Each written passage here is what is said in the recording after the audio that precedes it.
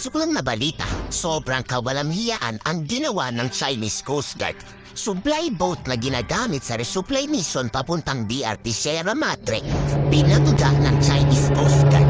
Literal na tinamaan po ng Chinese Coast Guard. At hindi lang resupply boat ang tinamaan ng CCG, kundi tinamaan rin po ang barko ng Philippine Coast Guard.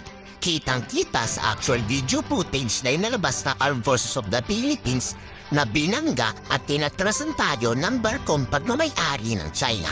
Malaking gulo to pag nagkapikunan at posibleng humantong pa sa panibagong sisiklab na digmaan. Sobra-sobra na talaga ang pambawaspos na mga Chino.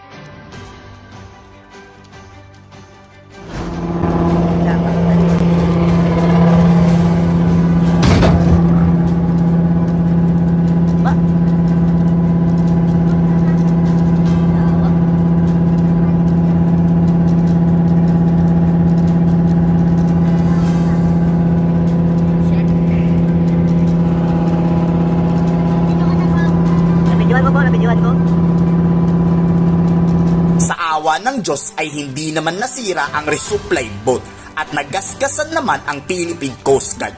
Pero nagpatuloy pa rin sila sa kanilang destinasyon sa Ayungin Shoal.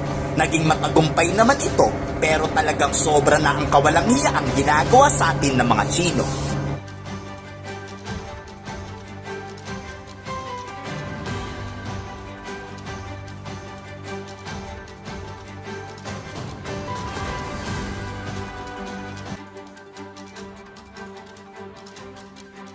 Siguradong matindi ang gagawing aksyon ng Armed Forces of the Philippines tungkol dito.